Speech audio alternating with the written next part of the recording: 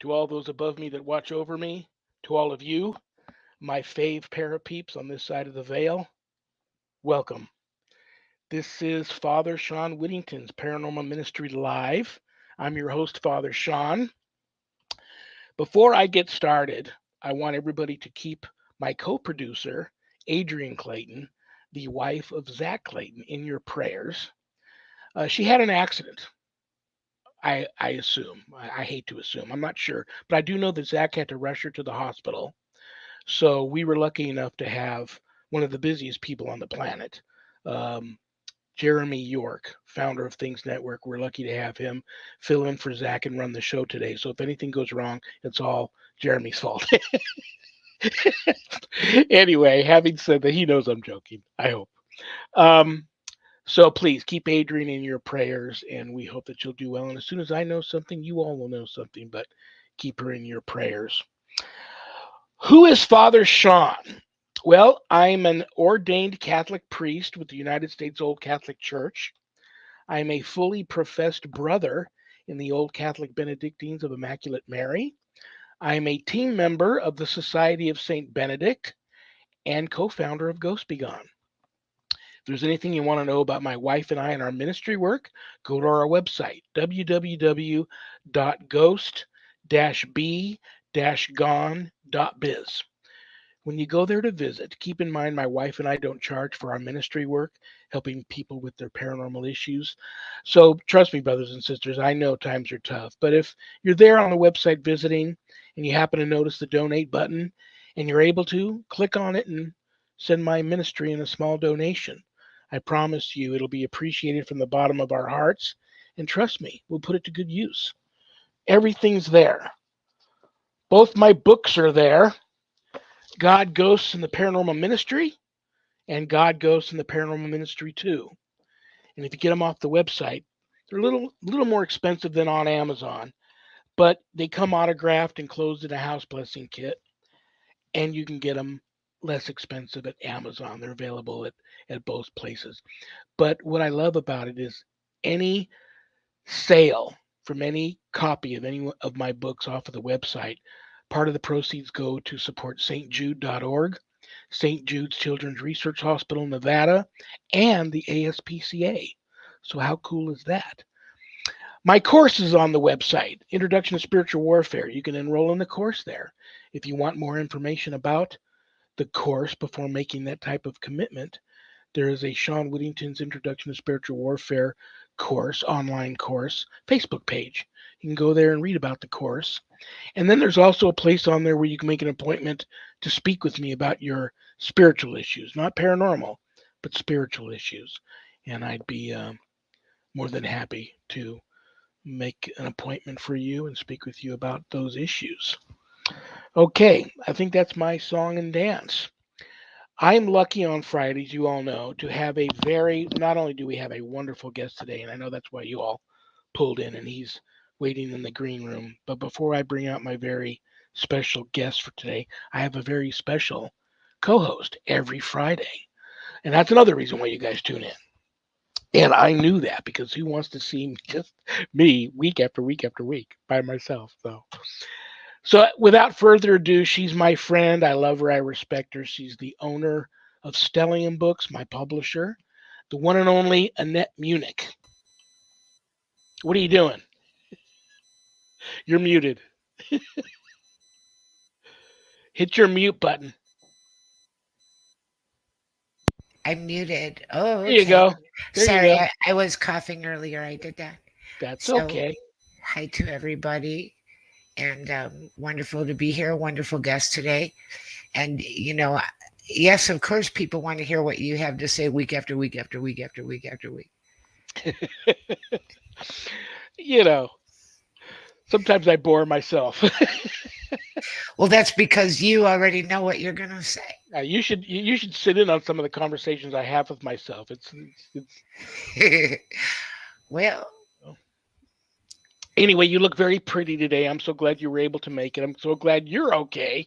It thanks. really these things kind of snowball. It's like eh, so I'm hoping all my friends are safe this long Memorial Day weekend coming up. And on that note, I'll wish everybody out there a happy Memorial Day weekend. Be safe. It's not as crazy as the 4th of July weekend.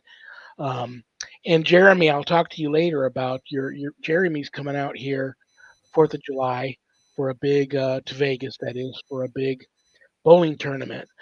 So you never know. My life's crazy. I don't know if we'll be able to hook up, but I'll talk to you. I'll send you some messages after the show, Jeremy, and we can talk about your trip out here. I know you got to run right after the show's over, so we'll talk before your trip out here, Jeremy, and see if we might be able to make that happen. Before we bring out Carl, is there anything you'd like to bring people up to speed on with Stellium Books or any of your other talented authors that are out there? The latest book that we put out is called Into Darkness by Krista Florio, and he was on the week before last, and that shows on YouTube if anybody wants to take a listen. He was really interesting. He was on with his wife Harmony, and That was a then great show. yeah, it really was. It was a good show, really interesting. So It was a good show. Good for that, him. and I'd also like to wish everybody a safe and happy Memorial Day weekend. Yep. Well, listen, are you ready for our guest? I hope so. I better Oh, be. well, this is the first time you're meeting him. Not only does he have the most wonderful professional speaking voice, he should be on radio or have his own podcast and be on all the time. But I've known him a long time. I love him and respect him too. He's not only a lifelong, lifetime paranormal experiencer, but in my humble opinion, and I know quite a few, in my humble opinion, he's probably one of the most elite and knowledgeable Sasquatch, Bigfoot, Janosqua authorities out there. And he's brought some pictures and he's got some stories to tell, but we're going to have fun. So, brothers and sisters, without further ado, please give a big, warm paranormal ministry family welcome to the one and only KARL SUP. Hey, everybody. Hi, What are you Carl. doing? So great having you today. So wonderful. Looking Thanks. forward to it. It's going to be a lot of fun. Okay, KARL, like we talked about this in the green room. I purposely only made a few questions because I want Annette to be able to ask. I He say says this this every week. I say Yeah. this every week, and I go on and on and on. But I want her to have an opportunity to chat with you. But I'm excited, man. You sent us. Actually, I counted them. I have about 14 photos. I was able to send 7 of them for Zach to upload, and then he forwarded them to Jeremy. So we'll get to that. But before we get to that, um, you know, I'm still right now only a big fan of the cloaking theory, hmm the infrasound theory of Bigfoot. Everything else I'm on the fence about because it changes. I love the new show that's out there. Guess they're on hiatus now. Expedition Bigfoot. I love that show. I've loved them all, but I really do like Expedition Bigfoot. You need your own show. That would I'm be fun. serious. That would be fun. But I'm going to shut up now, and I would like you to tell everybody. It's a two-part question. Old techniques of squatching that aren't being used anymore, and new techniques that you feel are producing results. Well, I mean, I've had a lot of results. So as far as old techniques, there's still a lot of people out there using those old techniques. And really at the core of all of those techniques is I'm going to try to fool the Sasquatch, right? Or I'm going to try to fool them. So I'll draw them in by fooling them. I'll do, and what ends up happening is then, of course, if you heard something and you said I'm going to walk, I, oh, I've got a friend over here, and I walk 5 miles to get to you, and I get up there and I go, oh, it's a human screwing around with me, right? I'm going to start throwing sticks and rocks at you, because it's like I just spent all that time, especially while hiking through I mean, just try to think of it as, from a perspective of if they were a person, because honestly, they truly are people. They're just different than us. And I know everybody, there's people that buy into like North American great ape theory, and that they're monkeys. And there's people that say that there's no way they could live in the deciduous forests of North America. And it's like, last time I checked, I'm a Homo sapien. You know, and certainly if we scroll time back, into the 15, 16, 1700s, right? I mean, people were forging a life and food and everything else out of the wilderness, right? Ohio Valley, etc. So a lot of those people are, I call them deniers. But as far as those old techniques, I mean, they really need to die, and the hinge of that really is the fact that people don't respect who they are. They think they're a what or an it, and they have to treat them as if you're in their living room, and that's and work with them that way. That's one of the reasons why I do like Expedition Bigfoot a lot, because they approach it from more of a scientific perspective, and that's what I've always done. And I want to prove something. If I see something and I'm not sure about it, or I think, oh, this is what's happened here, whatever, I'll take 100 measurements and follow up photos and etc. in order to debunk anything that I've come up with. I mean, actually, using science, right? Yeah. Scientific method. So Let me ask you this real quick, and then I'm going to let sure. Annette, because I've never even asked Annette if she believes in Bigfoot, so we're about to find out. But let me ask you this question. There is something else I like. I don't know the name of it, so forgive me, the technique. But on Expedition Bigfoot, they brought in an expert that had this 3D scanning thing that was almost like it's way beyond. It's like infrared on steroids, 3D type scan thing that they did, and they caught some images on that. Do you know what that is called? Well, they had like a thermal drone, I know, at one point, and then they Yeah, also they had had those. a 3D scanner that they could actually scan footprints without taking casts, and then It's they would get like it. that, but it actually does the landscape. Oh, maybe I must have missed that. Yeah, I'll find that episode and There's I'll send you lidar a that piece does of that. that. That's it. That's it. LiDAR. Okay, all right. That's it. Do you like that? Um, I do like that. I think lidar really can show us a lot of features that we can't see under all the brush, and it strips everything away from that. I know that there's been a lot of effigy mounds that have been found all over the Midwest that have been discovered because, well, their forests have sprung up over them over 3, 4, 5, 600 years since they were created, or more, in a lot of cases. But and that really, it's really interesting, especially some of the constructions of those recent effigy mounds that have been found. Where it's like, uh, right, makes you scratch your head on where that, Well, on how those were constructed. let's address the elephant in the room. I'm a big time, you know me, I'm a big time Sasquatch believer. I do believe I had an encounter I when I think was you in did junior too. high school on a hiking expedition, an overnight hiking expedition when I was in junior high school.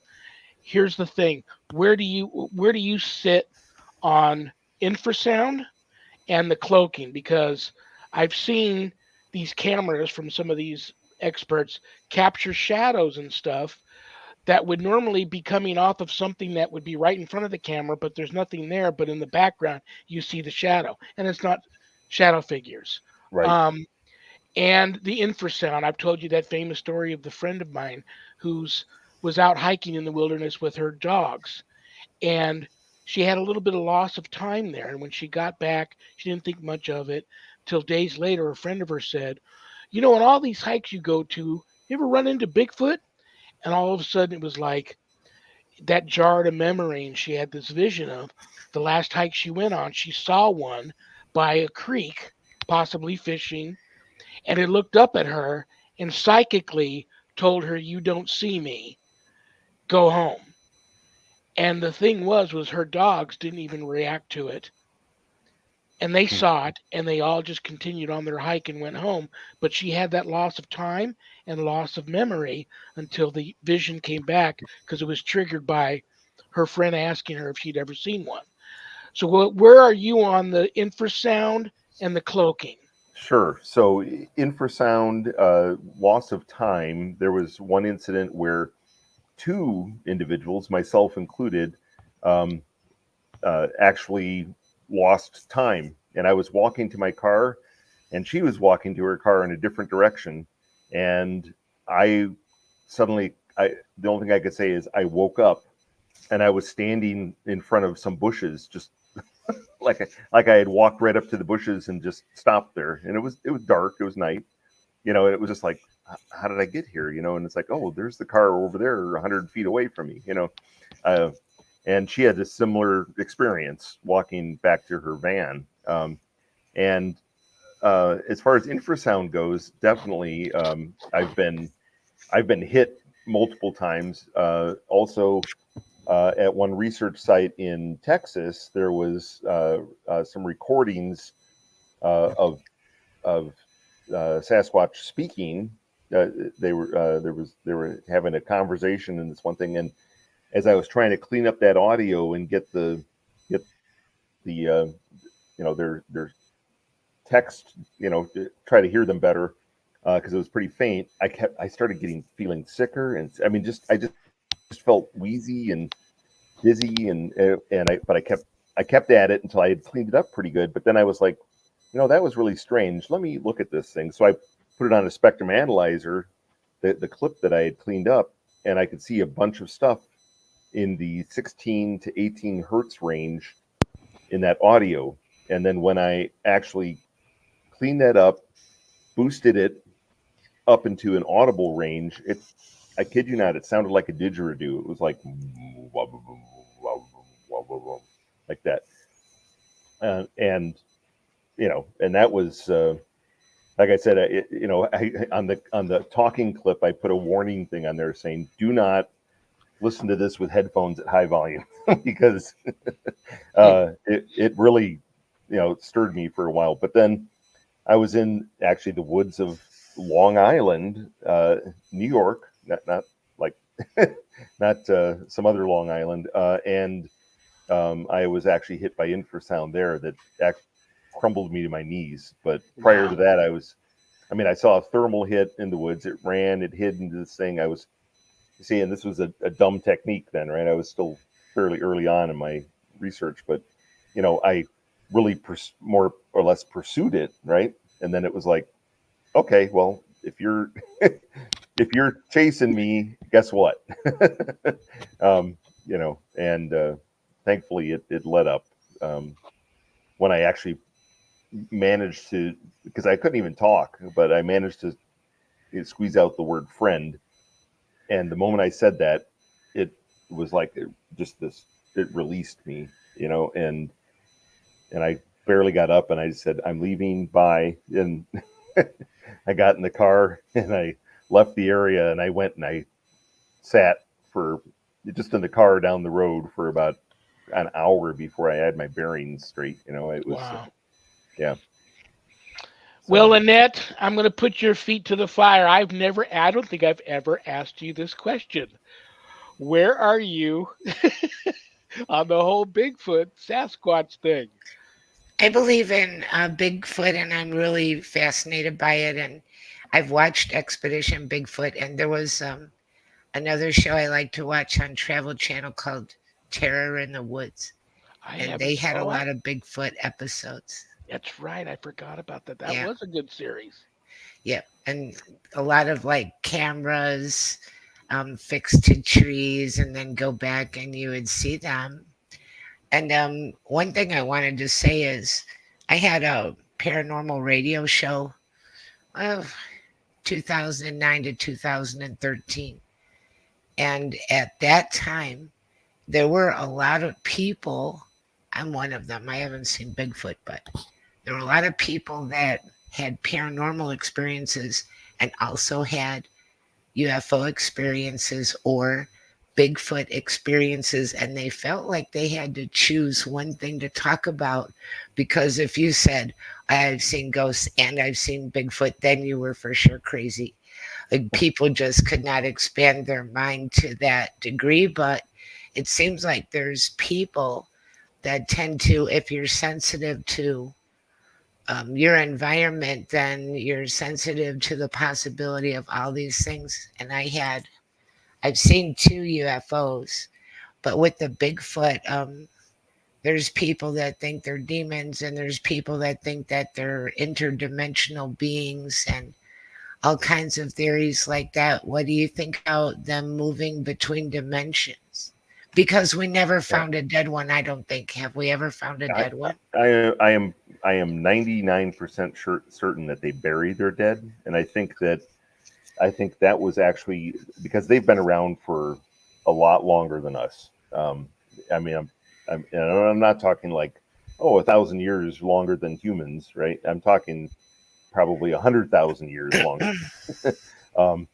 They, I think some of their uh, some of the things that they do, I think we learned from them. So I think that it was learned. Okay, we're going to bury our dead. It was, the Vikings had this wonderful thing of saying we're going to stick somebody on a bunch of sticks and set them on fire. But I think overall, I think that was. I think that they bury their dead, but I do, there's been a lot of what I would say anecdotal evidence or evidence that I can't dismiss because I know the researchers where, as far as cloaking or interdimensional, where there's been a flash of light and a Bigfoot stepped out of this light, I can't explain that, and I trust the person that witnessed it. I haven't witnessed anything like that personally, but and I've witnessed plenty of Bigfoots in different states. So it's that's something that the jury's still out for me, but I certainly can't dismiss the eyewitness accounts that are out there. It's so curious because it's not just people see a Bigfoot or get a picture of one, like it's just this creature that we don't understand, that keeps to itself in woodland areas or swamp areas or whatever. They blend into the background. Desert. Yep. Yeah. But there are like little paranormal things that happen around them too. Like you were saying, you experience a loss of time. Yep. You experience kind of a mind connection. Yep. That's happened to me, actually. Yeah, that's more than just I saw a funny creature, Oh yeah, no, they're like I said, I think that they're a lot older than us, or at least, they're, based on the DNA samples that have been taken, the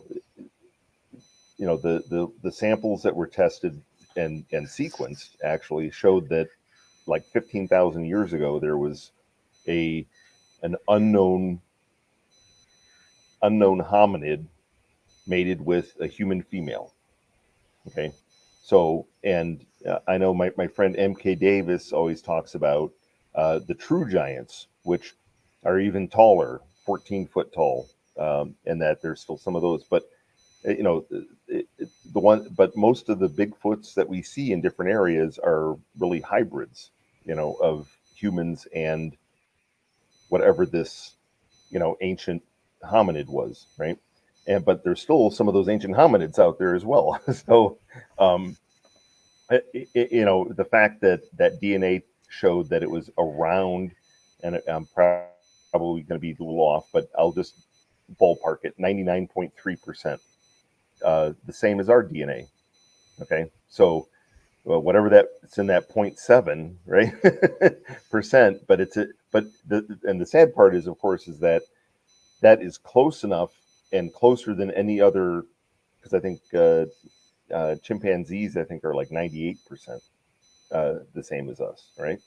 So that 99.3, it's within a 1% uh, uh, whatever margin of error that DNA analysis could do with, so if you give a sample to a lab and you say test this, like for instance, I still have blood samples in my freezer here from about 10 years ago. But if I gave it to somebody, they'd say, oh, it's human, or it's human contaminated because it fell within a 1% margin of error. And it could be dismissed. I don't want to see them, my samples destroyed. So if anybody has a DNA lab out there, contact me and we'll talk. Very cool. Very cool. I don't want to run out of time before we get to your pictures. Do you mind if I start having Jeremy throw the pics up one at a time? Bring them up. You sent me about 14 of them. I was able to send. I would love to see the pictures. And I also want to say, right now I'm living in Oklahoma by Tulsa, and there's a place called Ida Bell, and they have this enormous Bigfoot sign out there. It's like 30 feet tall, and it's very cool. It's close to Texarkana. So I don't know. I just thought I'd throw that out there. I think there's a community around that area too. You're in a good area there. For sure. While we're just throwing stuff out there, I have just a quick funny story for you. Last March, I was in a church retreat in Illinois, out in the woods, and we're going there again April of next year. And now I'm certain that all of my clergy partners and churchgoers that were there think I'm legitimately crazy now, because when you go out your door of your, the rooms we were in, out there is Sasquatch's backyard. And there was a bad storm. We were even actually under a tornado watch at one point. High winds, a little bit of hail, heavy rain. But right when you walk out my door, I was just joking when I said hi to all the Sasquatches, feel free to let me know you're here. We're here to do whatever, being silly. But after that first night when I woke up and went out my door the first morning, I'm staring straight on. Now there's a lot of smaller trees around it that didn't get even blown over or broke. But there's a tree that was too big for me to even get my arms around, that was snapped, and the bottom part of it flipped over and stuck upside down in the ground, right in front of my room. Yeah. And so I told everybody, look, Sasquatch is saying hello to all of us and welcoming us here. They all think I'm legitimately crazy now, but I couldn't stop thinking about that. Who knows? Yep. I saw that in that Terror in the Woods show, that they take trees and turn them upside down. Yep, they do. This tree was snapped. The top part was discarded, and the bottom part, which was probably, half as tall as my house, was flipped upside down. Now, if a tornado came through, I would say I wouldn't even bring this up, but even for a tornado, that's odd behavior for a tornado. So and I just thought it was so funny because I had said hi to them. I had a conversation with the Sasquatch before I went to bed that night. Like, don't. You're the Bigfoot whisperer, Shawn. Okay, Jeremy, do you got a picture to throw at us, brother?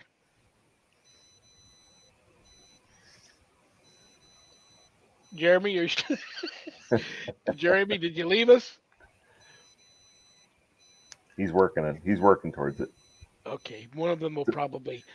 I named them silly things because I couldn't think of anything else. But you had this one fantastic widescreen landscape photo of what I called Skull Island, because I know you're out in the middle of the desert, but there's like a lake around most of this area that actually looks very Skull Islandish, and there was two photos off of that if we get them up, I'm going to have people look at the first one, and you're not going to be able to tell, but then you have a close-up of this same spot where behind this set of boulders that almost look like they've been large boulders, set to be kind of like a protective cubby. Behind it, there's tree structures. Yep. And then you have another photo behind that you called the Watcher. Yep. And I kid you not, there's a face, that much of a face looking out from behind something. But it's so you can see the shine off the eye. You can make out, that part of a face of something, but it's so camouflaged in. That's what they do. But you've got a great And the thing footprint. was, of course, yeah, I went back and took additional photos there almost a month and a half later, and whatever that wasn't there anymore. So, and the crew that I took out, or the people that went with me the last time, or whatever, about 6 weeks ago, actually, they, at that one point they said, I feel like I'm being watched, right? So then at that time I was looking for a way to get across the river in order to get a better picture of this nest, right? I could see from across the river that the nest had been built up more than it had when I first researched that area 10 years ago, right? And I have a picture where I'd gone 10 years ago, gone up and gone to that area, and that's where we found. That's how I knew this nest was in this area, and it's about 20 foot across. All this bamboo that had been broken, twisted, had been brought up into that area. I mean, there's nothing that would. I mean, I don't know if anybody's ever messed with bamboo, but it's pretty tough stuff, right? Yeah. And to take it and snap it and twist it and and bring it up above the river. I mean, it wasn't like it was flotsam and got washed down into that area, whatever. That you could, in these pictures, you can see the water line of the high water mark. When the most water ends up flowing out of this dam. But it's it is. Well, everything's there for them. You've got the water source, you've got the Yeah. wildlife, you've got the remoteness of it, areas to hide. But you also have a wonderful picture of like a living hut, a Yes. hut, a primitive type hut that was made that things live in. You got a picture of a handprint. Um, Yeah. what I love, one of the photos I love the most, hopefully we get it up, is that primitive fish trap built right on Yeah. the edge of where the ground is receding into the water area. There's a primitive fish trap. Indians don't do that, and neither do a regular hiker. If you got a hiker that happened to go out there, There was a I tremendous amount of material that was moved from that, and I, I mean, it would have taken somebody all day to dig and build that, just yeah. on a whim. It just wouldn't happen. So Well, let me try again. Jeremy, are you there? Jeremy's got a note down here at the bottom. For years, I've been wanting to use LiDAR for paranormal investigations. Yeah, LiDAR's intense. That would be good. yep. Jeremy, are you there, brother? Maybe he had to run off and just keep us No, running for a while. that's Hopefully, we okay. get these pictures. I know Zach. I forwarded them to Zach. He uploaded them and then he forwarded them to Jeremy. So hopefully we'll get to them. But some great photos. What I'll do is if we don't get the photos up for the live show, if you don't mind, I'll post them on my show Sure. page No, for that's fine. everybody to come back and take a look at afterwards. But some wonderful stuff. Yeah, Unfor- and I was trying to find a photo from 10 years ago, and I couldn't. I know I've got it saved on one of my portable discs, but I was trying to look for that. But when we had hiked over to that side, I actually had one of the investigators that was with me at the time actually stand in the middle of this nest just to give a size comparison, and you'd literally see that photo and go, "Oh my," like it's huge, Well, I knowing you as well as I do, and I don't know you real well. I've known you a long time, but Yeah, you probably have sent, knowing you've sent all those photos to all the guys to look at, and yeah. so you had all your guys come back at you. You wouldn't be sending me these photos if all of your inner circle of guys that do what you do Yep. legitimize your these Oh, photos. yeah, yeah. Typically we don't do peer reviews on stuff like that, but um, but we definitely share all of our experiences and so forth. So and to talk about, I know you talked about old techniques, new techniques. I mean, the things that I do nowadays are I will, especially the area that I go to a lot, I'll pull into campsite, I'll get out of the car, and I'll either I'll shout out, I'm here, or, and, it's, and, you know, I want to say probably 7 out of 10 times, there'll be a rock clack or a tree knock nearby, just that says, it's like, oh, okay, yep, we see you, or we know you're here. And if it's not within that first 20 minutes, it literally is, within probably 2-3 hours of that I'm there, that they'll come near camp and rock clack. And it's not about me setting up cameras and trying to trick them or whatever. I want the interaction. I want to learn how they, what they do, how they react to people, what's their, and it's, I don't know. I think it's a lot more rewarding. And then, of course, at night when I go to sleep, then they're like, okay, I'm brave enough. I'm going to come into camp, so, Yeah. so. Oh, that's right. You sent me a wonderful photo of a handprint on your truck window. Yes. Yep. Hopefully And that was up in the mountains. That was up in the mountains of Arizona. And that handprint was from the tip of the pinky up down to the base of the thumb over here was 14 inches. Wow. So and that, my hand, it dwarfs my hand, and I'm 6'5", and I can palm a basketball, So there it is. There we go. There it is. Yep. So, and you can see the dermal ridges and everything in that. And in fact, that small line that's up near the tip of the pinky in the upper right corner, that's from my measuring tape, because what it did is made a handprint on the outside of the car, and then the whatever oils in their hand actually insulated the glass. So when it got cold outside, where I was sleeping inside the car, it actually insulated, so it didn't, the handprint didn't show.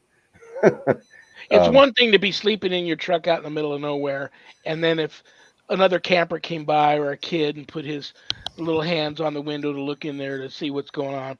But come on, you got a giant handprint like that, you know what it is. Yeah, and not only that, but this handprint was made somewhere between 3 a.m.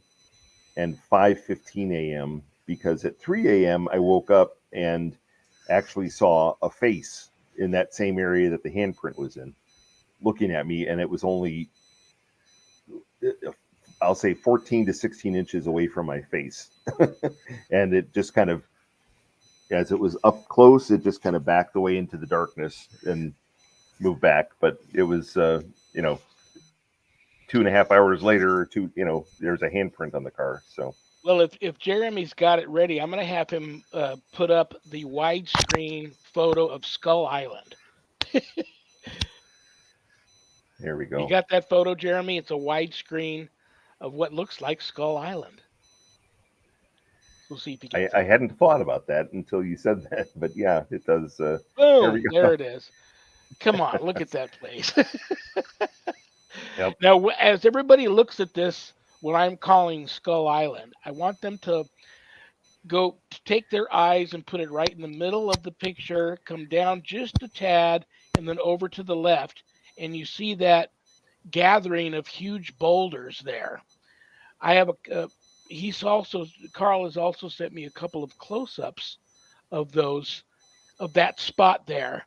And Yep. when Jeremy puts up those two photos, we'll show you what we found on those.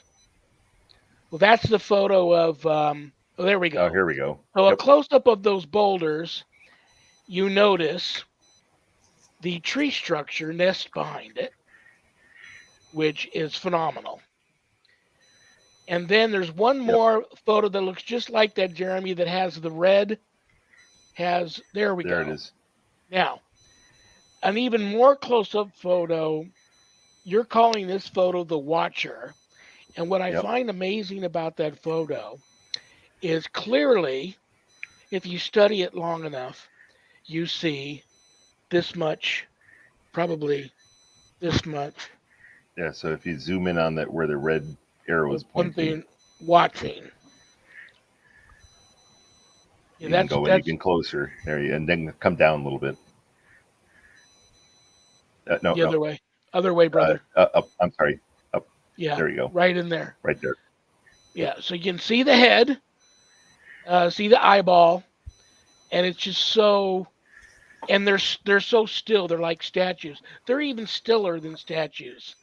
So there's never any They're movement. incredibly still.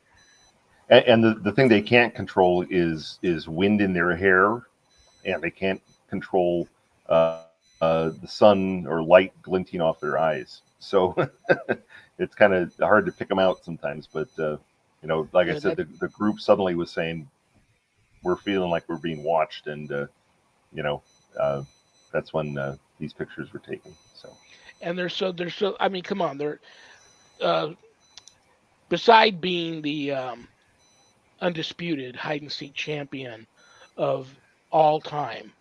yep, They're masters of. I've talked to indigenous people who have said they can be right in front of you, and you can smell them, you can hear them, but you just can't see them, and you know they're right in front of you. And on that note, I've had many indigenous people that I've talked to who have said that there's many clans on these reservations out on the outskirts of them in the wilderness because it's protected land. The right, government can't get on there and hunt them down.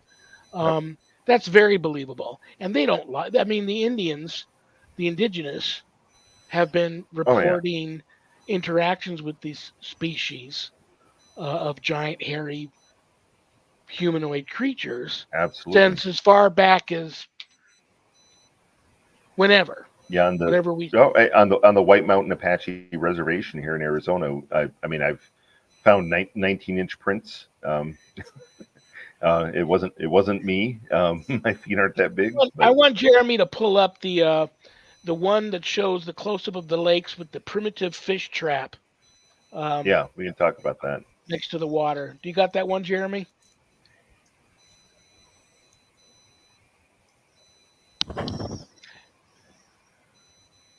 Yeah, Yep. look at that. Come on. When I first saw that, that stopped me in my tracks because that Indians don't do that, indigenous don't do that, and neither does hikers. Like I Um, said, there was, and I know the picture is a little deceiving, but there was a lot of material moved with that, and like somebody unless was it out there was, with a bobcat. yeah, yeah, pretty much, and it was, it surprised me when I saw it, and this was 6 weeks ago, and when I went back there, the fish trap was not there anymore, so Wow, it was gone. So that's amazing.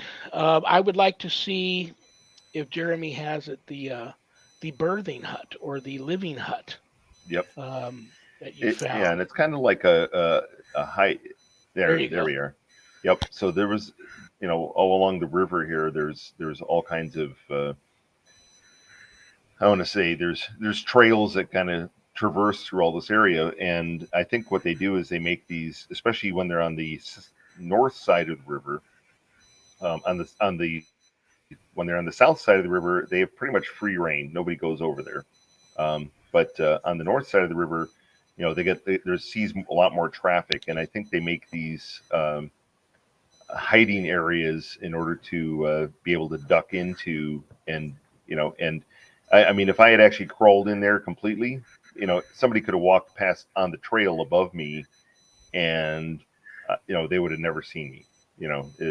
It was total concealment, and of course, it helped when I actually looked in there and I found a print with a footprint that was in the dirt inside that hidey hole. So Well, what I love about you is like you know to look for the knuckle prints, you know to look for hand prints, elbow prints, knee prints. Um, yep, Now you sent me three like that, and I just had to randomly quickly pick one yep, and send it to Zach. Is that a foot or a hand? that is a foot. That in based on what I remember, I think it was a left foot. And if you notice, like you said, the pictures don't. really do it justice, but that's probably 14 inches across on That the is, ruler there. I think that's the width that we're covering on that picture. The other one was doing the length, but yeah, it was about 14, 15, and you could see the toe box on it for sure. But yeah, it was. And you have to have a trained eye for that because not every print is going to be in mud, Oh, right. or Oh, in loose sand where it's going to be perfect. So you have to have a trained eye for that. yeah. This last time I went up, I actually, because my daughter went with me this last time, and uh, it was I surprised her because I actually spotted a centipede track in the sand, and she was like, and I'm like, oh, look at this, it's a centipede track. She's like, how did you even spot that? And I'm like, that's what I do, you know. That's what you do, man. That's what you do. What else am I forgetting here? What else have you sent us? I can't remember. What else is there? Anything else you got there, Jeremy? That Zach sent you?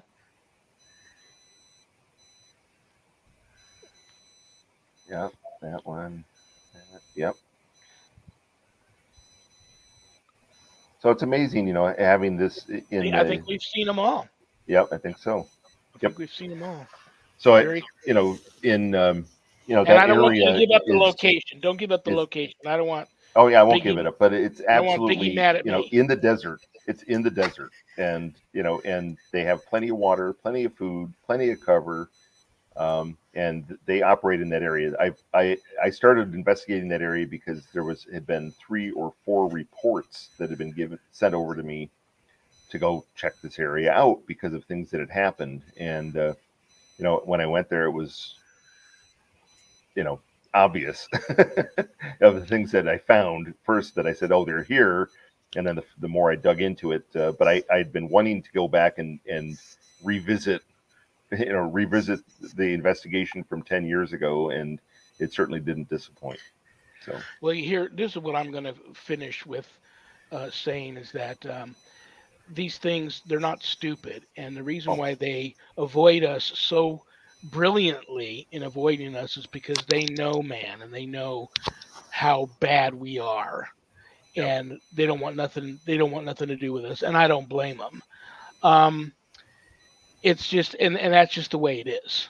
So, Yeah, I think they know my intent when I get out in the woods, and that's why they'll come and I don't even see them, right? I'll completely give my trust to them, turn my back, to the woods, right, where they come right into camp, and I'll have my back right to them sitting around the campfire, and it's like I can hear them coming right behind me, but I don't whirl around. I don't. It's just like I'll talk to them, and they're there. It's like I want to interact with them, and I think they know that.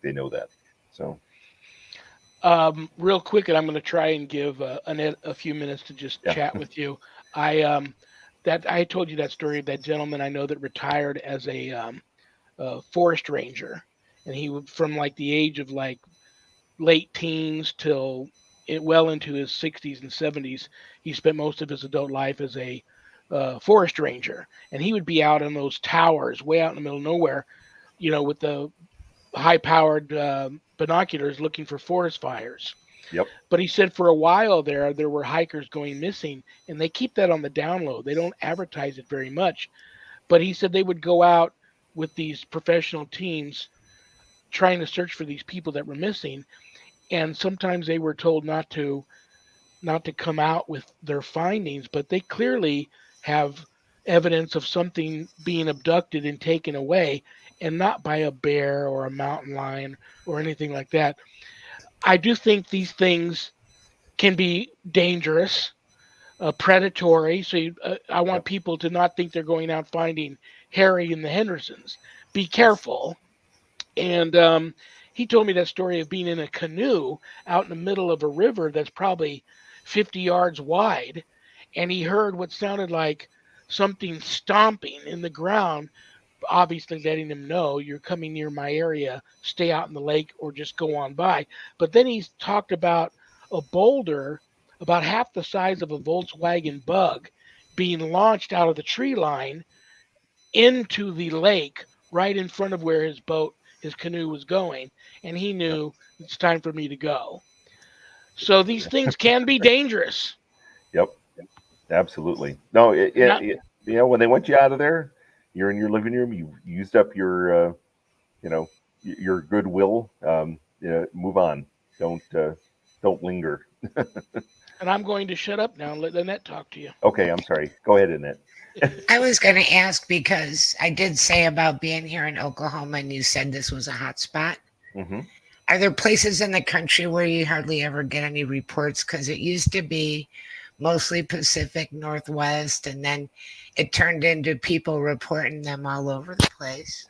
Yeah. So, it's really funny when I researched out on Long Island. I actually um, there was no reports. The last report on Long Island was like 1899 in Rockaway Beach, and so I was like, I have no basis of where to look or what to do. So I turned to the paranormal websites of ghost hunting things where they're saying, oh, these woods are haunted.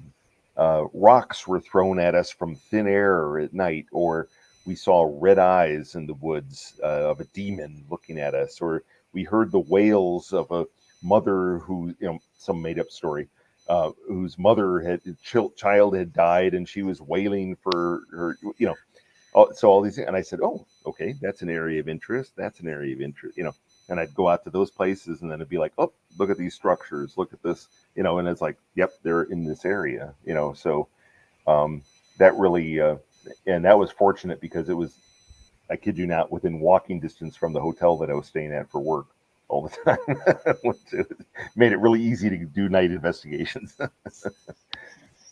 That is very cool. So, when did you have your first paranormal experience, and then how did that kind of turn into an interest in Bigfoot? So my first paranormal experience was when I was 5 years old, and that was with ghosts. And I think Shawn and I talked about that the last time, but it went on from that when I was about 12. Yeah, I was 12. I saw a UFO that was massive. It was and silent, and it was just and the air. It was like the air was still, or like there was no air around you. It was it was a strange feeling. Anyway, but fast forward, I always believed in Bigfoot. I saw the Bigfoot stuff. I had the Argosy magazine. My dad was a subscriber when I was a kid, and I thought that issue from Bigfoot was really neat, and whatever. It's a good possibility. And then fast forward to 2008, I was trying to expand my son's mind, and I said, and he was like, "Oh, Bigfoot isn't real." And I go, "It's never been proven. How do you know? Unless we get out there." So we went on an expedition with the BFRO, and on that very first night, heard responses from 3 different directions, and from that point on, I said, "I need to find out what that is." Wow. So here I am. Well, in the What a couple of journey! minutes I have left before we have to say goodbye to you, Aw. let's get a quick movie review on Sasquatch Oh, Sunset, which so I'm calling. I haven't seen it, but I'm calling it the X-rated version and a sequel, the X-rated sequel to Harry and the Hendersons.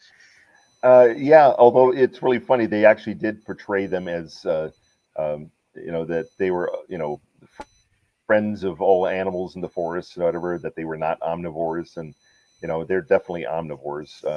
Based on the elk and the deer that I've found, and they love marrow. I mean, they'll break bones and suck the marrow out of them. Anyway, but Sasquatch Sunset, there was a lot of course, somebody could say, how could you say there was inaccuracies when Bigfoot doesn't exist, right? But I'm telling you, there was a lot of inaccuracies, but oddly enough, I mean, there was enough that was right that actually kept me engaged in watching it, but a lot of times there was, I want to say, it bordered on the absurd, because they really portrayed them as kind of dumb or very naive, and And with there's a no lot of strength Sasquatch whatsoever. sex. Yeah, I mean, well, I don't want to launch any spoilers here, but Yeah. that they have their strength is unbelievable, and in this movie, there's they're anyway. I won't say. I won't go into it. So so You'll have to you see would it. it's not a great movie, but you would recommend it for somebody who's really into Sasquatch, just to say you saw it and then Right. come to your own conclusion. Yeah. I mean, like I said, there was a lot of absurdity in it, especially from. But the funniest part when I actually went through the credits and seeing that they actually hired an anthropologist in order to be the expert consultant for the movie, and I was like, what the heck did that guy know anything about? I mean, I was like, you know, there were some things that I was like, oh, they're doing this right, and they're putting a structure together. Oh, look at that, that's fantastic. And the next morning they take the structure down. I'm like, they don't take structures down, you know. they they'll reuse them until they can't use them anymore, or they move on. It's anyway. Well, Annette, is there anything you would like? I'm glad you two got to meet. Is there anything you'd like to say to Carl before I kick him out of here, so he can get out there and visit Sasquatch again? I so enjoyed this. I just had the best time. Now, Oh, if good. I'm ever out in the woods and people start clicking rocks together, I'm probably going to start crying. But um, or hitting a tree with a limb or a stick or something, be like, no, no. When I saw that one run at full tilt in the daylight, and it was so impossibly large, so muscular, so fast. It was one of those things, those eye-opening things. I said, you know what? At any given time, they could take me, and they don't. And there's really nothing I could do about it. So either Oh, yeah. I sign off and don't go into the woods anymore, or I continue to research them. And I think it's a level of trust. Well, listen, brother, you know I love you. I respect you. I always love it when you're on. I'm going to give you a few months to, get some more um, squatching under your belt and some Yep. experiences and some stories, and I'll have you back, I promise, before the year's over, and we'll talk some more about this. Okay. I look forward to it. And KARL, sup? I love you, brother. I'll see you later. Thank you, Carl. So much fun. nice Great meeting you, show. Annette. Really Yep. enjoyed it. All right. Good night, brother. I love him. He's so cool. I just love him. That was so much fun. So interesting. This is I actually wish the I was first. more of an outdoorsy person. I would go out with him, but I'm just not. I wish, I get nightmares when I watch an episode of Naked and Afraid. I have nightmares about it. I'm See, I just don't know not. why anybody would do that. I don't even think they give you money. What do you win? Be like, I okay, I don't know. won. I'm I one hate. big mosquito biting Oh sunburn. my Where's my god. check? And there isn't anything. So, Well, um, listen, I love and respect you too. You know that I'm so glad you were able to make it today. Let's all keep Adrian in our prayers. And I didn't do the prayer urn today or the mailbag because I wanted to get to KARL and get to the photos. But everybody that sent me in prayers, I promise you I will be personally looking at your prayer requests and offering up prayers for you when I say Mass later and lighting candles and all that. So I didn't forget you. I just decided to get into KARL's photos and all that. What I want to add before I say goodbye to you, Annette, is please have a wonderful remainder of your Memorial Day weekend and be safe, okay? and you as well. Thank you so much. It was a great show. I love you. I'll talk to you soon. Bye bye. I love KARL. I love Annette. I love Bigfoot. I haven't met one in person. I think, like I said, I've told the story before. I don't think I put it in my book, either one of my books, but an overnight hiking trip, camping trip with a bunch of friends when I was in junior high school. Thought I had one. And maybe next time KARL's on, I'll tell that story. But thank you all for being here. I don't have a show without each and every one of you. Like I said, please keep Adrian Clayton in your prayers. Hope she's okay. As soon as I know what happened and how she is, I'll let you all know. I'm going to go ahead and post KARL's photos because there's about 7 more that I didn't send to Zach that I'll post on my show page for everybody to look at afterwards. Um, Thank you so much to Jeremy York for taking over for Zach today. Thank you to usocc.org, bishopjameslong.com, the church that I belong to. Go there, check out those websites. You'll find the link to night prayer, which is every weeknight at 7 p.m. Pacific, and the links to Bible study, which is Wednesday afternoon, Sunday afternoons at 5 p.m. Pacific. Check those out. Next week's guest. Oh, you guys are going to love my guest next week. Oh, Monday. I'm sorry, guys. No happy medium Monday, Memorial Day, this Monday, because it's Memorial Day. And I know that Susan Ahern has things to do. So we're not going to have a show this coming Monday. But next Friday, I have the co-hosts of the Supernatural Substation on the show.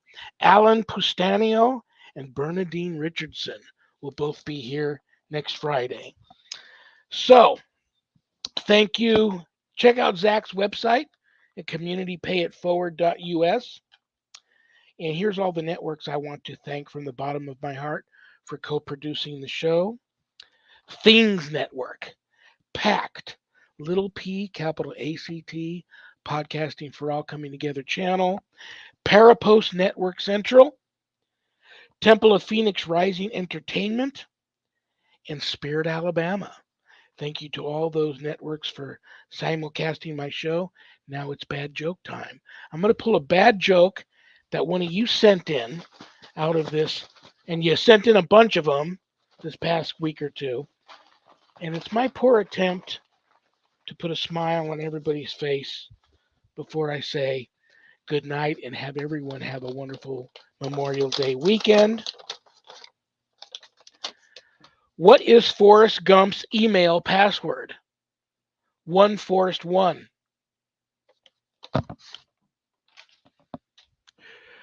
Thank you all for tuning in. Like I said, I don't have a show without all of you. Good night, Jack. Good night, Dog. Good night, Harold. Rest in peace. Good night, Ernie. Good night, Bill. Good night, Dan. Good night to all of you. God bless you all in the name of the Father and the Son and the Holy Spirit. Peace.